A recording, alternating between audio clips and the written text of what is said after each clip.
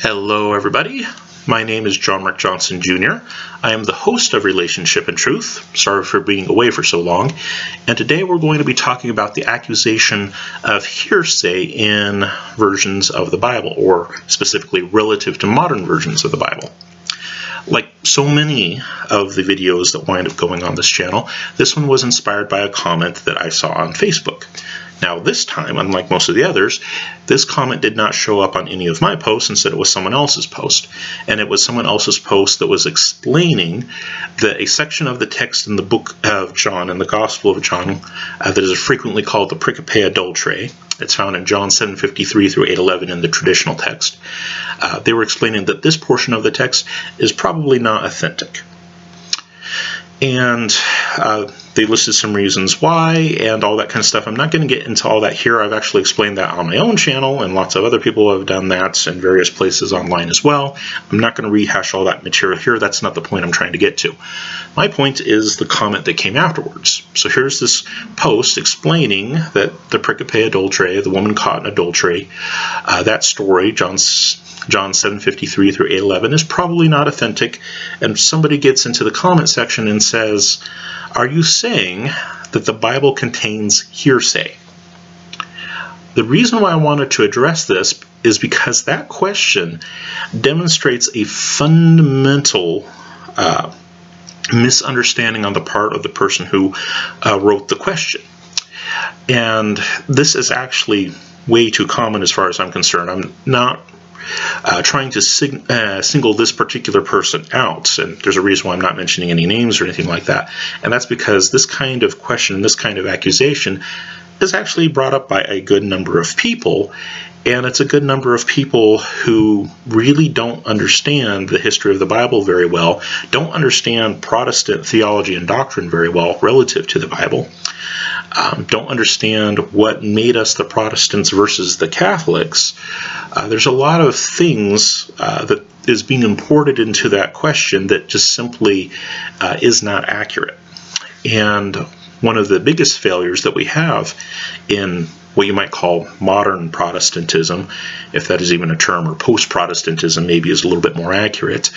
And a lot of the forms of the churches that we see today, whether they be Pentecostals or the so-called independents that still have a lot of things in common with each other and do a lot of things together, and some of the more modern Baptist groups, etc., etc. There's a lot of groups that would kind of fall into that modern post-Protestant era.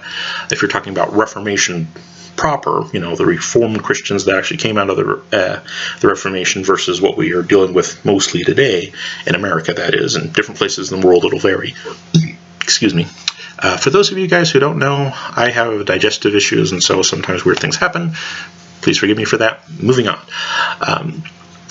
But most of these modern groups that would kind of be allied with the Protestants and kind of come from them in some way, shape, or form really haven't taught or examined a lot of the history very well of the Protestant movement, and ironically as it relates to the Bible. And most of these groups are very much so Bible-centric. You know, they read the Bible pretty much every day. A good many of these people, it is the basis for the sermons in the church, and a good many of these places very, very, very Bible-centered, which is good. This is a good thing. I like that. Because I am a Reformed Protestant, and we're very much so Bible-centric. But, like I said, they do it without a lot of the history and the doctrine and theology, and that becomes really problematic.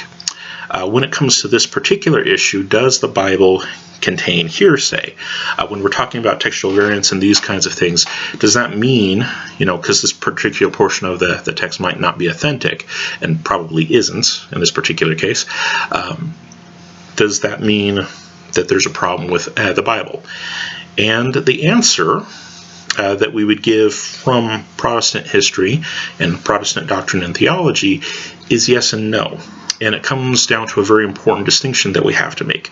And some people would even finesse it out more than this, but I'm going to give a basic twofold distinction that's a little bit easier to keep in mind. Some people would separate things into three parts.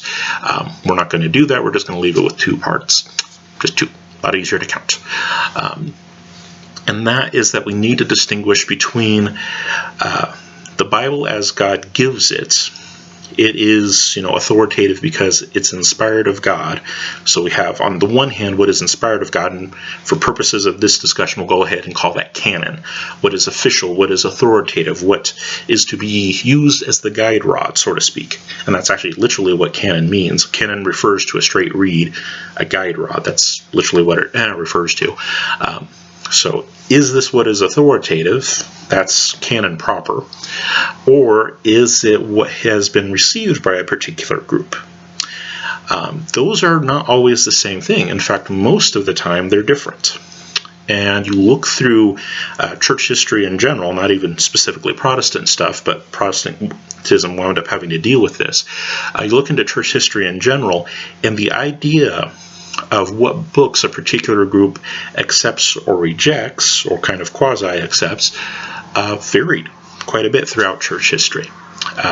You'll get a lot of variation in terms of what people accept at different points in history. Does that affect what God inspired, though? No, it doesn't. God inspired what he inspired, and that it is what it is. But just because God inspired it doesn't mean that our understanding of it, what we would put together in a Bible, and that's what the Bible refers to, is books put together. That's where the modern word Bible actually comes from. It's basically the word for book, and it refers to a book of books. So here's the compilation that mankind did over here, and on the other side you have what God authoritatively gives. So you have canon, what is official on one side, and a lot of times in these discussions, canon will be specifically about basically the names of the books, which books you accept and reject. In this case, I'm using it a little bit more broadly to refer to both which text and which form of the text, because we're talking about textual variants, so we'll include that in there. So canon is what God actually originally gave, what is truly authentic, which is that which is to be used as the guide rod, canon. Then on the other side, you have Bible. And Bible is the compilation. It's the book of books. Which books do you put together, and which form of those books?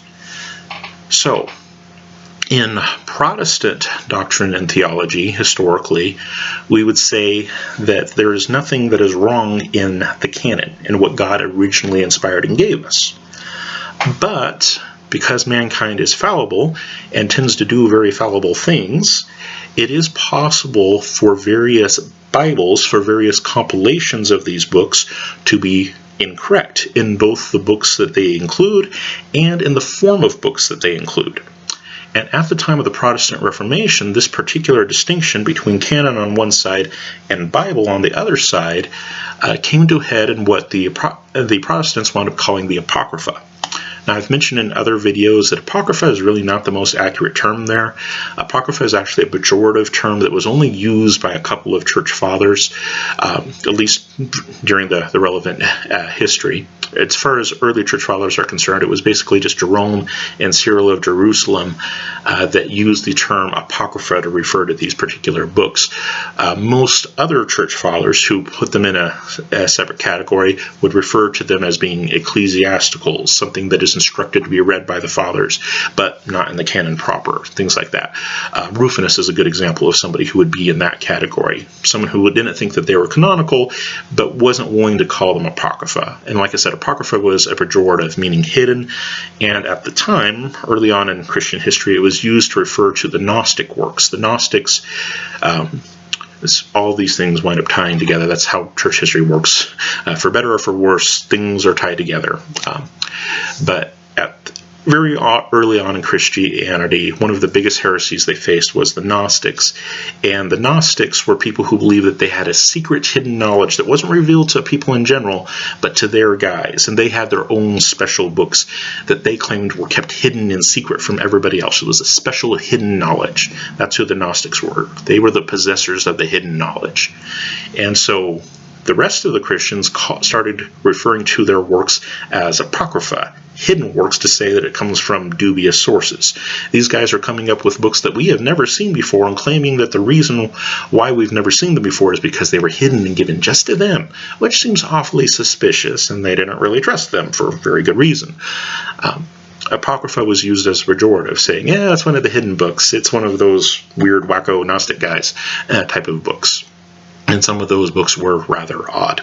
And I'll just let you go ahead and research them and look them up on your own. Read them, and you will find out very quickly that they do not match up with the books that we would usually call Bible today at all. Very, very, very different worldview. So Apocrypha was used as a very pejorative term early on. And these books that the Protestants and the Catholics wound up fighting about, they weren't really Apocrypha historically. Historically, they were usually better classified as ecclesiastical. That is, they were used by the church, but they were not a part of what was considered to be the canon proper by a lot of church fathers. There were some church fathers who did think that they were canonical. And then you get Jerome and Cyril of Jerusalem that are like, absolutely no way, Jose. We put them in the same category that we would all these Gnostic works, which, like I said, was kind of an extreme reaction. But nonetheless, the terminology that Jerome used wound up being picked up by the Protestants, and that's why we call them Apocrypha, for better or for worse. But these were the works that were originally in dispute. And the Protestants were saying, we need what is authentic. They wanted to make sure that what the church had provided in terms of a Bible actually matched up with what God gave as the canon, what God gave as authoritative. Do what we have right now as a Bible actually match that? And their firm conviction was no, that the Catholic Church that the Protestants had come out of was wrong in this regard. And their evidence for it was basically this. There are forms of the text that are prior to your guys' translation. Their translation at the time was called the Vulgate. It had been more or less started by Jerome, although Jerome kind of used previous works, and then there were some people that added to his works, so it wasn't really Jerome by himself. It was kind of a cumulative process that eventually got to the Vulgate that the Roman Catholics had at the time of the Protestant Reformation. A little bit of a process there, but basically the Roman Catholics had their Vulgates, and the Protestants were saying, well, how are we going to know if your Vulgate, your version of the Bible that was done in Latin, how are we going to know if it's accurate? Well, we need to go to sources that are behind that is behind the Latin, and see if they match up. And they said, well, okay, the Old Testament, what was it originally written in? It was written in Hebrew, not Latin, so we need to look at Hebrew sources. And in the Old Testament, well, not the Old Testament, but the New Testament, well, it was originally written in Greek, so we need to look at Greek sources. And that's what the Protestants did. They searched for Hebrew and Greek versions of the Scriptures by which they could compare to what was in the Latin Vulgate and make corrections.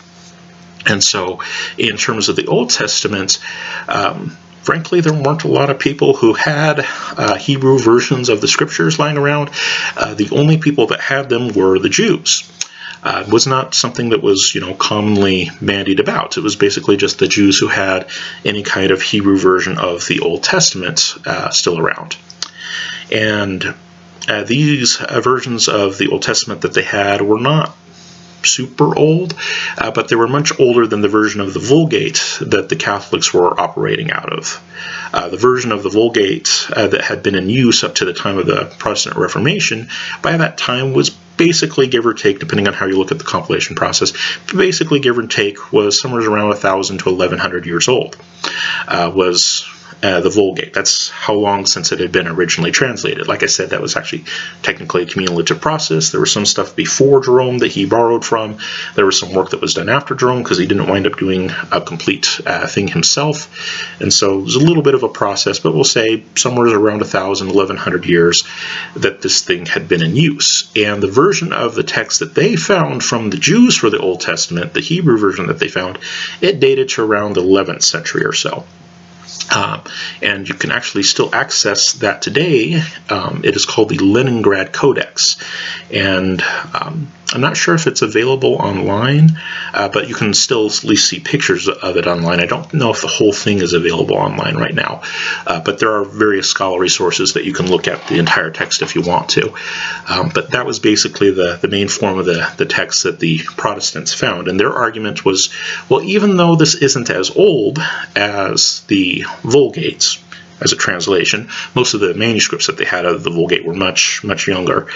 Most of them were only 100 or 200 years old at the point, maybe 300, maybe 400. So the manuscripts are relatively young, but the version of the Vulgate was relatively old. And like I said, the Protestants, they wound up with the Leningrad Codex, which was basically an 11th century manuscript. And their argument was, well, even though the manuscript is relatively young relative to the translation as a whole, it is a manuscript that is older than your guys' manuscripts, because most of yours are only, like I said, 200 or 300 years old, maybe 400 years old for some of them that they were working with. But at the time, most of the manuscripts were not terribly old, and even these days, most of the manuscripts that are out there for any form of the text are not very old. Most writing materials, whether it be parchment or vellum or whatever the case happens to be, doesn't tend to survive for very long. It's not the strongest stuff in the world. It's, not exactly like these things were made out of steel. So a lot of them, get lost to time and destroyed. But their basic argument was, well, our manuscripts, even though your guys' form is older, our manuscript is older than your manuscript is. And it's also in the original language where yours isn't. So we're going to use ours to correct yours. And they looked at the version that the Jews had at the time. Like I said, back in the 11th century, they still had a manuscript from back then. And they said, hey, it doesn't include these books like Judith or Tobit at all. And there's some of these books that are really different, like Ezra and Nehemiah in the Hebrew versus the Estros complex that you find in the Latin Vulgate. Very different texts. Esther was also one that was very different as well. The Vulgate form of Esther versus the Hebrew form of Esther, very different. The Hebrew form was a much shorter thing, whereas the Latin version had lots of extra little parts that were added to it, or at least that was the argument of the Protestants. You guys are adding these extra parts, and we know because we have older manuscripts than you do from a more original form, that is the Hebrew versus the Latin, than you do. And the result was that the Protestants, and this is common knowledge, everybody knows this, the Protestants wound up rejecting those parts. They kept it in their Bibles for a little while. They wouldn't put it in the original places that the Catholics did, which was basically just interspersed with the regular books that we think of.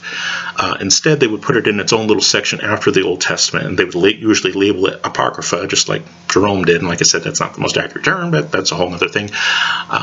But they kept it around in their Bibles for a little while. Some of them, like the Puritans, they got rid of it fairly early on, like 1666, if I remember correctly.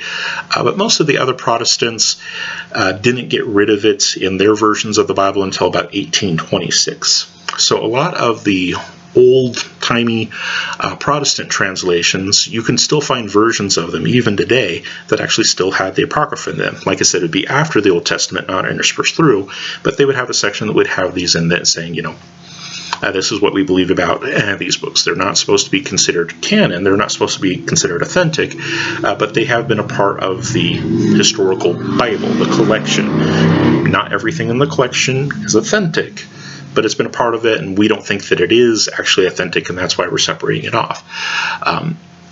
Like I said, most of the old versions of Protestant Bibles would still have that section in it, clear up until 1826. And when it was taken out, there was doctrinal backing behind it. This isn't authentic, so why are we printing this? And then on top of that, you also have a lot of missionary movements that are going on at the time. And so not only the question was, why are we printing something that we don't think is authentic, but why are we carrying it on our backs to all these far-flung places if we don't think it's authentic? That was a very major impetus for a lot of people, making something that's a little lighter and easier to carry to all these different places where you're trying to take the Word of God. It makes sense not to carry any more than you have to. So between, like I said, them saying, well, we don't really believe it's authentic in the first place, and this thing really weighs a ton when we have all of this attached, the result was that in 1826, one of the missionary Bible societies basically set the precedent that they take it out, and basically from that point forward, Protestants stopped including that section in their printed Bibles, in their collection of what they thought was authentic. But of course, that wasn't the end of the story. That was relative to what the Catholics had versus the Protestants at that point in history. But history hasn't stopped. and our exploration of history hasn't stopped. What the Protestants had available at the time was relatively limited, and even what the Catholics had at the time was relatively limited. Like I said, most of the manuscripts that they had available to them were only 200 or 300 years old at best. Occasionally you'd find one that was over 400 years old, and there was one or two manuscripts that were floating around at the time that were actually much, much older, but people had very limited access to those. One of them was Codex Vaticanus, which, as the name would imply, was in the Vatican, and so yeah, not a lot of people had access to that. The other major old manuscript was Codex Bezae, which really in a lot of ways could have been named bizarre because it was bizarre, and not a lot of people trusted it because it was just kind of off on its own for a lot of things, and even today it's still kind of off on its own for a lot of things. So there were a few really old manuscripts that were around, but most of them were relatively young. What the Catholics had and what the Protestants had was relatively young. And we had relatively few of them. When, say, the King James was made, for example, the King James was made on the basis of, I think it was, 7 printed editions, 5 of Erasmus, 1 of Beza, and I think 1 of Stephanus as well. Might be a little bit different on the numbers on there, but these were printed editions, and these printed editions, even though there were 7 of them, they were only based on somewhere around 24 manuscripts max as far as the New Testament is concerned. The Old Testament for the Protestants was even more limited because it was basically based on the Leningrad Codex. There was a little bit of information gleaned from other sources, but as far as relatively complete texts of the Old Testament, it was basically just the Leningrad Codex. That one that I mentioned that was from the 11th century. So they really didn't have a whole lot to work on. And so you have the whole Protestant-Catholic divide, and relative to the text, most of it is the Old Testament at that time. And there's the whole blow up there, and there's the Council of Trent that happens, anathematizing all the Protestants. That's what the Catholics did. They said, oh, we don't believe you guys are truly a part of the true church anymore, go pound sand. And the Protestants, they did their own thing. They put together the great confessions of the Protestant faith, so things like the Belgian Confession of Faith, or the Westminster Confession of Faith, or the 1689 London Baptist Confession of Faith, that basically said, we don't believe that Catholics are true Christians, go pound sand. They didn't like each other very much at all. And there's still a lot of bad blood today, and some of it is justified and some of it isn't. As far as the doctrinal issues, the two groups fundamentally believe in very different gospels, and that is an irreconcilable difference. Other differences are not always as big as people make them out to be, but yeah. But like I said, history continued, and one of the things that Protestants kept doing is we kept investigating historical sources. We didn't just leave it at the Leningrad Codex, and we didn't leave it just at the work that Erasmus, Stephanus, and Beza had done in the New Testament. There was a lot more things that were collected over time. And so our collection of, basically a couple dozen texts in the New Testament and basically just one in the Old Testament over time grew. And it got to the point where in the Old Testament, we wound up having something like 3,000 different Hebrew manuscripts. And we also got some much older Hebrew manuscripts than the ones that we were dealing with originally, the Leningrad Codex. Now we have Hebrew manuscripts that go... There's a few in the 6th century BC, and I think one that was either like the 8th or the 9th century BC. So we get some really old Hebrew texts now. They're not complete. Anything that old is usually going to be very fragmentary by the time it gets to us. That's a very old document.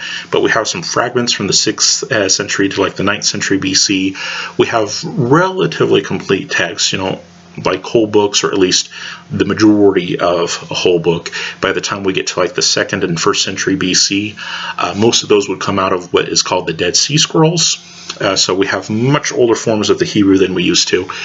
And also we wound up with much older forms of the Greek than we used to. Like I said, back at the time that, say, the King James was written, we only had like a couple dozen manuscripts max, and most of those, in terms that anybody would use, had been compiled and consolidated down into printed texts. they weren't circulating the individual manuscripts. It was somebody looked at it, the manuscripts, compared them, put down what they thought the best version was, and go from there. Didn't really have a lot at the time, but now we have something like 5,000 plus manuscripts in the Koine Greek, and most of those are still later ones. Thousands upon thousands of them are the later ones, but we also have a lot of the earlier ones as well. There's probably around at least a dozen that come from the 2nd century, at least if you follow with Philip Comfort's dating system for them. So at least a dozen from the 2nd century, and then it gets progressively larger from there, so that by the time you're done with, say, the 4th, 5th century, you've got now well over 100 manuscripts that you're working with, considerably more than we had when the King James was done. And like I said, we still have the thousands of later manuscripts as well. So got a lot more information now, and Protestants haven't stopped working on the text. Like I said, their basic understanding is that mankind is very fallible, and because of that, our Bible, our compilation of the books and which versions of the books, can be wrong. Doesn't mean that there's anything wrong with what God inspired, but it means that our understanding of it can be incorrect. And that's why the different so-called Christian groups, how much of a claim they have to that name is certainly debatable, but the different Christian groups that are out there, and the different groups that would claim to follow the guide of the Bible, say including the Jews, although they don't believe the New Testament, of course, all these groups have different Bibles. They have different collections. And obviously not all of them can be right. And so what Protestants have been trying to do is trying to reconstruct from the evidence we have what would be the best version of those things to use. And so, like I said, there was already a lot of work that was done in the Old Testament, but there's also work, and it's still ongoing work, that is being done in the New Testament. Okay, so we found that the traditional churches were responsible for adding a bunch of things to the Old Testament that they should have, entire books and also parts of books. And in the New Testament, we have found that there's also been some additions. Now, most of the additions of entire books eventually got weeded out in history. There's one that's probably debatable, and that would be the book of Revelation. It's actually the book in the Protestant canon, and pretty much any New Testament canon out there, that actually has the least manuscript support out of all of them. And I don't think Protestants are going to give that one up anytime soon, just because there's so many Protestants these days that would be premillennial dispensationalists, and they really like the book of Revelation. Historically, though, it wasn't usually considered a big thing, and by and large, on the Eastern Church that preserved the Greek manuscript tradition, most of those guys didn't think that it was canonical, and because of that, they didn't include it in a lot of their Bibles. So it actually has the least evidence, but that one's the only one that's kind of questionable. So for the most part, the book issue in the New Testament is settled, but we still have a lot of manuscript evidence for different versions of those books. And so we have to figure out which is the most authentic versions. And so sometimes that means that sections that we're familiar with as Protestants, that we grew up with from, the original Protestant Reformation days, and Bibles that would come out of that, like the King James Bible and stuff like that, we're familiar with those versions of the New Testament. And like I said, at that time, we didn't have a whole lot of data. We didn't have a whole lot of manuscripts to work with. And so you wind up with discrepancies because of that. Doesn't mean that those people at that time, weren't faithful Christians, but it means that the version of the text that they had was less accurate than what we have available to us today.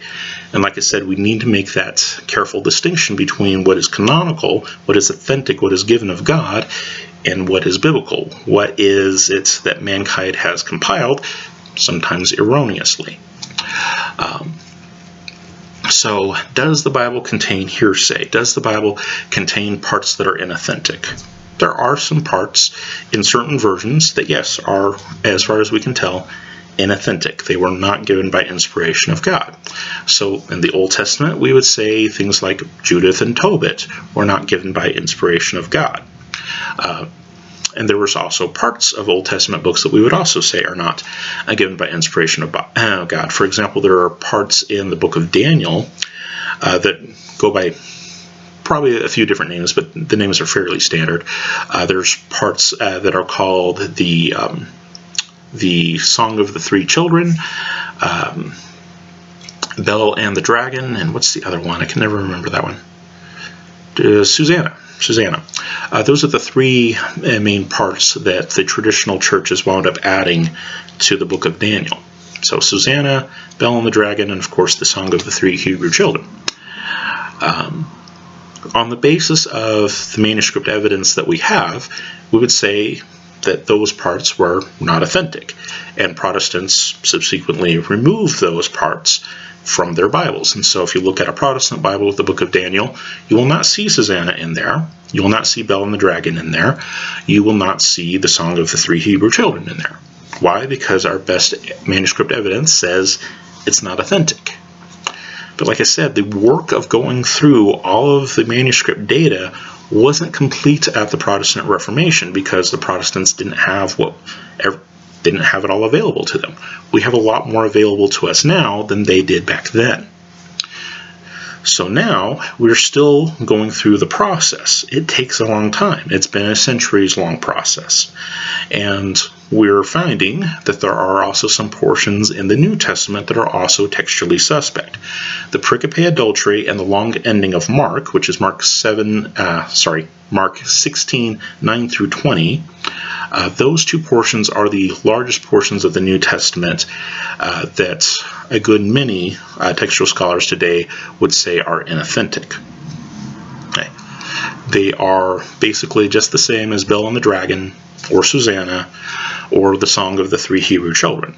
There is a very large tradition behind them, and there's lots of people that have grown up reading those sections, and when you take them away, it causes a lot of angst for those people, just like it did for a number of Roman Catholics back during the days of the Protestant Reformation when they started looking at our versions of the Bible, looking at our versions of the book of Daniel that didn't have Susanna, or Bel and the Dragon, or the Song of the Three Hebrew Children. They looked at that and were like, you're removing parts of the Bible. You're saying that our Bible that our church has preserved as hearsay in it? Yes, that is exactly what we're saying. We're saying that that is not authentic, and we're not going to base our doctrine and theology on it. Now, like I said, that process was not complete at the Protestant Reformation. We still are collecting data. We're still collecting manuscripts. It's an ongoing process. And because of that, we find new things sometimes. And one of the things that has been found, and it's actually really not all that recently, this has actually been known for hundreds of years, actually. It's just that it's new to a lot of Protestants, but it's not it's not new information, really. But like I said, the long ending of Mark and the pericope adultery, John 7:53 through 8:11, the woman caught in adultery. Those sections are the longest sections in the New Testament that appear to be inauthentic, just in the same way that Bel and the Dragon, Susanna, and the Song of the Three Hebrew Children were in the book of Daniel in the Old Testament. It's a very same thing, and it's the same kind of analysis where you find even more original versions of the text that are in the original language. We find even older manuscripts, and we compare and contrast them, and we see the genesis of where it's going and say, okay, this is something that grew over time, so the growth is not authentic. What can we get back to? Like I said, that's disturbing for a lot of people, but if you make that careful distinction between canon, what did God inspire, versus Bible, what did mankind compile, you preserve the integrity of God, and that what he did is what he did and it's perfect.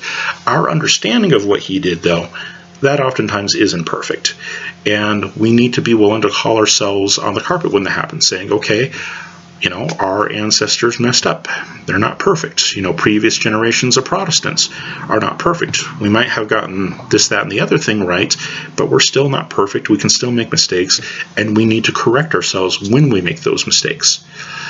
Textual analysis that the early Protestants did, like I said, it was relatively limited because they had relatively little to work with, but they were still doing textual analysis, and they still had rules basically that they went by. They weren't overly consistent in applying a lot of those rules, but they had rules that they went by in trying to reconstruct the text. And the reason why is because they viewed themselves as fallible, and they knew that if they were fallible, previous generations of Christians were fallible, and mistakes happen.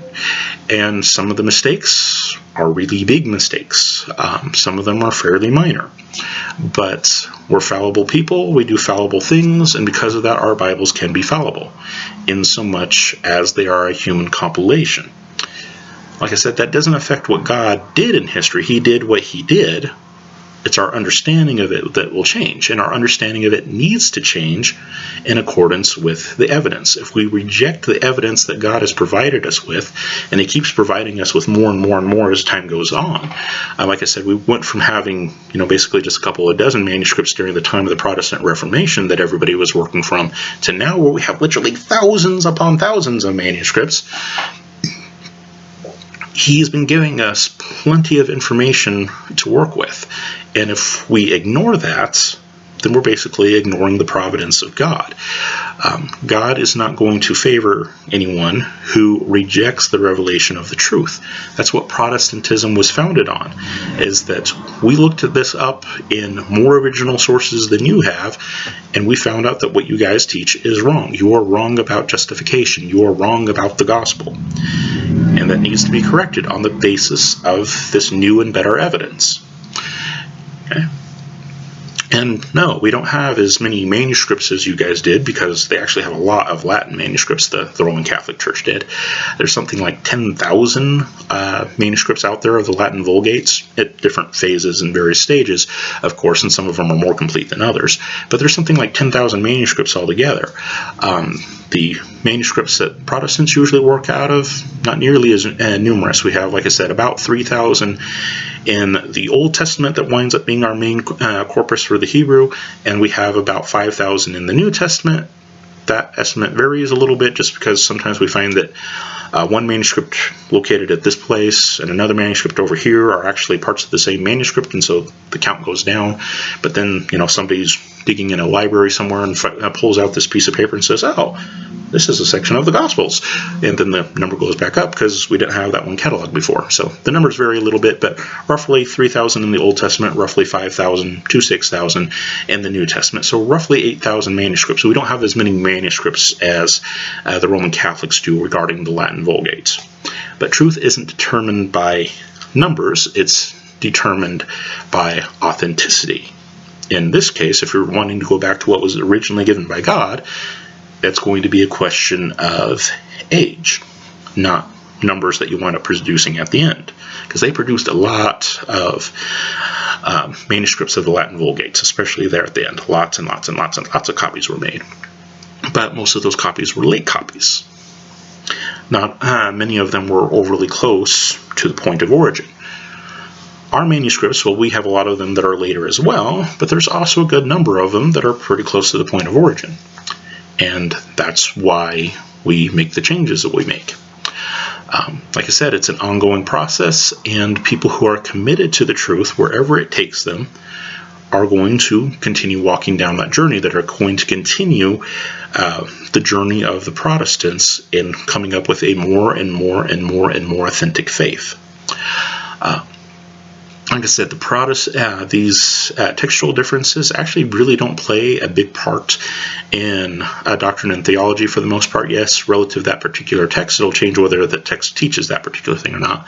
But the Bible is diverse enough, it's large enough, it's expansive enough that individual variations usually don't determine whether the Bible as a whole actually teaches something. One of the examples that you could use for this is, say, the deity of Christ. If we're talking about Christ, in his earthly ministry, that's obviously going to be something that's primarily New Testament, and different versions of the text will say different things at different points, but there's no version of the text that says that Jesus was just a nice dude, just a nice man. No. Every version of the text that is out there, it might not always be in the same spot, it might not be in the same gospel or the same epistle, but every version of the text, when you step back and look at it as a whole, contains teachings very clearly regarding the deity of Christ. For example, in the King James, you'll have, in Paul's letters to Timothy, you'll have a reference to the fact that God was manifest in the flesh, a clear reference to the deity of Christ. Well, in modern versions, it won't say God was manifest in the flesh, it will say He was manifest in the flesh, referring to Christ. it doesn't have that affirmation of God there. But in most of those more modern versions, based on older manuscripts, if you look at, say, the Gospel of John instead, chapter 1, I think it's verse 18, it will have a direct reference to the deity of Christ there that, say, the King James won't have. So yes, your particular text that you're familiar with, for proving the deity of Christ and whatnot, those will change. But whether or not the text as a whole teaches it, that's really not up for debate. Because like I said, the Bible is big enough that regardless of which version you're looking at, there's so much material there that you can't possibly corrupt it all, no matter which version of the text you're looking at. And that is one of the beautiful things that God has given us. Not only has God continued to give us more information now, but he also provided material in such a way that there was a lot of built-in redundancy in it. For example, there's a reason why there are 5 books of the law of Moses, Genesis, Exodus, Leviticus, Numbers, Deuteronomy, and Deuteronomy is literally a second retelling of the law. That's what Deuteronomy means, Deutero, second, Nami, law, second law, Deuteronomy. That is a built-in redundancy, so that if anything gets affected in any of the books, Deuteronomy acts as a backup, or if something gets affected in Deuteronomy, the other books act as a backup. You usually have different versions of the main sections of history. So you have, 1 Samuel through 2 Kings, and a lot of that same material winds up getting repeated in 1st and 2nd Chronicles. And the same thing you have going on with the Gospels. We don't have just one Gospel, we have 4 Gospels.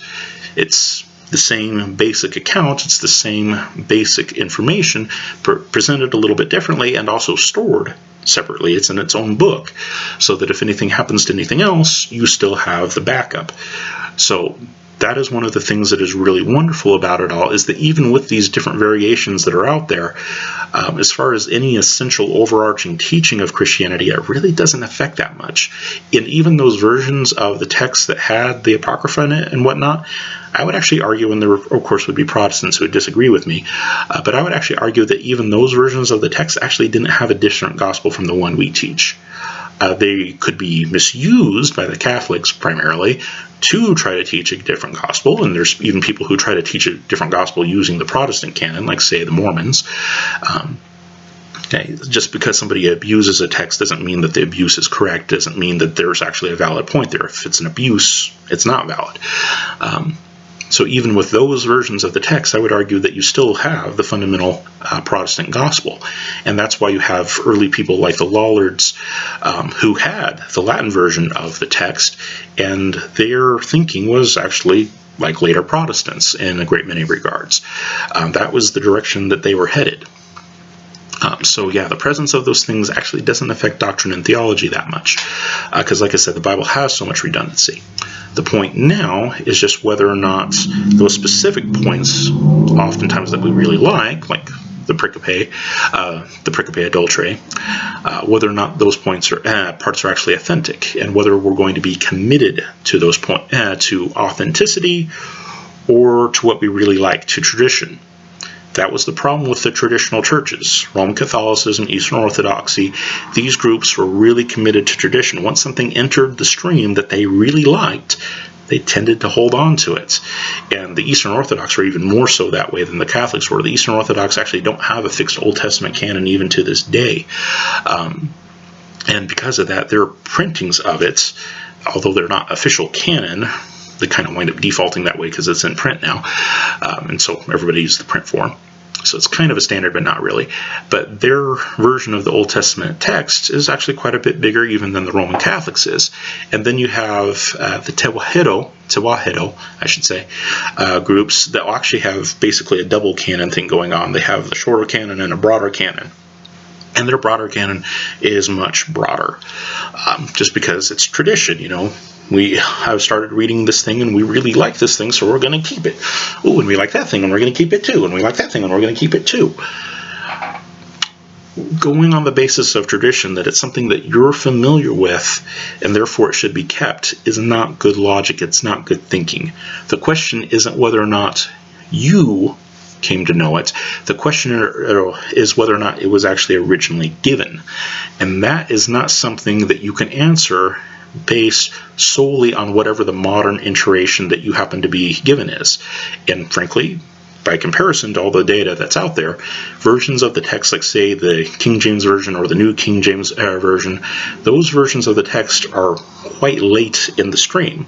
What we try to do with most of the modern English translations is we try to go back to stuff that's a lot earlier than transmission stream, so that we don't have a lot of those later problems. But the main issue here is the issue of differentiating between what God between what God originally gave, what is canon, what is authentic, what is authoritative, and what happened with mankind down through history. What did mankind wind up compiling in the Bible, in a collection of books?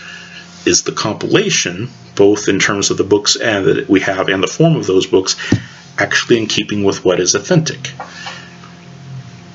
And in some places, certainly not all, it's not. And so we want a more authentic version of the text. Now, does that affect key doctrine and theology? Not really. And I would argue even differences as big as the Apocrypha, so-called Apocrypha, they're even not that big. It really doesn't change that much, most of those things. Now, if you start talking about like the Tewahedo canon, the broader canon, that will affect some doctrine and theology and things like that, and some of the Eastern Orthodox stuff can. But like I said, by that time you've gotten to such an expansive thing that it's pretty clear historically that it's not authentic. All right, so thank you all very much for your time and attention. For those of you who are in Christ, I pray that you would go with God and be blessed. For those of you who are not, I pray that you would come to know the true Christ of history, the only genuine Savior of mankind. Amen.